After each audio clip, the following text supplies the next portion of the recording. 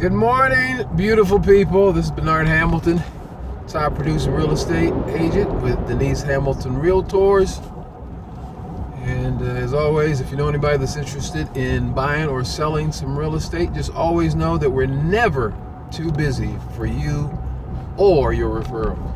Today I want to talk about the attitude of forgiveness. And this is a big one for a lot of people because, again, we have this perception of people that are in our lives that we love, that we care about, that they're not supposed to do anything that's wrong. We've got this attitude that they're perfect almost, and that, man, there's nothing that they can do wrong. It's like, wow, these are just awesome, beautiful people, until we find out what the Bible says, that we all fall short of the glory of God. And like I suggested yesterday, where we also figure out in Jeremiah 17 that the heart is deceitful and desperately wicked. We deceive ourselves. We don't even know it.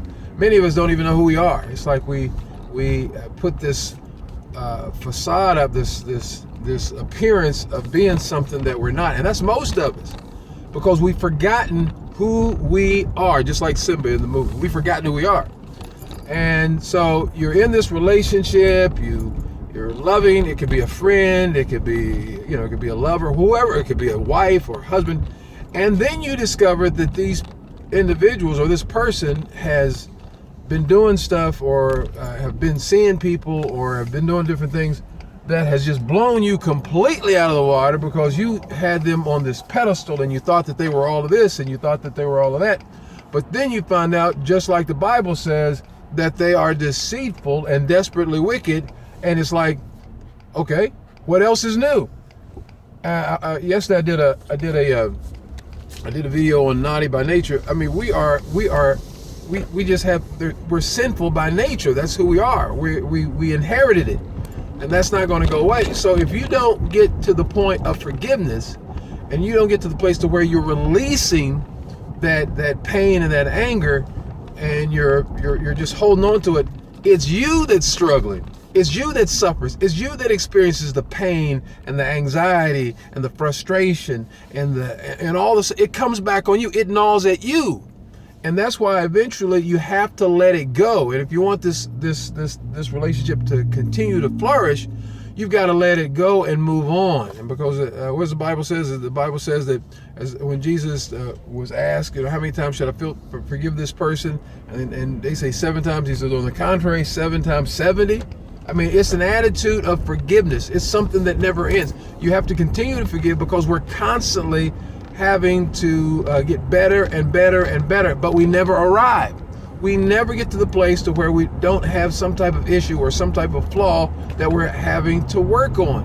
And if you do like some people do, they say, well, screw it, I'll go to the next person, and then what happens? You find out the same thing. The person may not have the same issues, but have other issues. Then you go on to the next person, and then you end up with 6 or 7 or 8 different relationships, and it's all the same. It's like it's a different person, different soup warmed over. They have those issues. You have to forgive, and with that person that you're with, you can grow with them, but you have to understand that these are the realities of dealing with the relationship. So what do you want to do? Number one, you have to get to the place to where you are truthful and honest with each other, and that may take some time.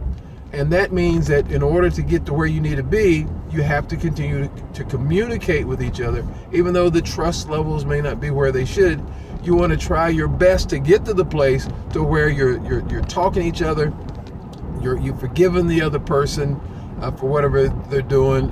Don't be stupid, because the Bible says, be shrewd as a serpent and innocent as a dove. You do what you can, and then you move forward from there. And hopefully, as time goes by, that relationship can mend. There's a healing process that takes place, and you can get back to a place of normalcy, knowing that in this relationship, there's no such thing as a perfect relationship. We all have the various issues and things that we have to deal with. But listen, if you get to the place to where you can drop that anger and that non-forgiving spirit, the relationship can be far better than you can ever imagine if you get to that place. So that's our talk for the day. I hope that's helped somebody. If you have any questions or anything, just drop me a line at bernardh36@yahoo.com. And also, I've got a book out. It's been out for quite some time, The Gospel of Resilient Living. If you want a copy, you can go to my website, bernardhhamilton.com. Check it out, or you can go to Amazon.com and pick it up there. But it's out there for you. And again, if you have any questions, feel free to drop me a line, and we can move forward from there. So I am going to call it a day for you. I hope everything is going well wherever you are. And as always, walk with the King and be a blessing.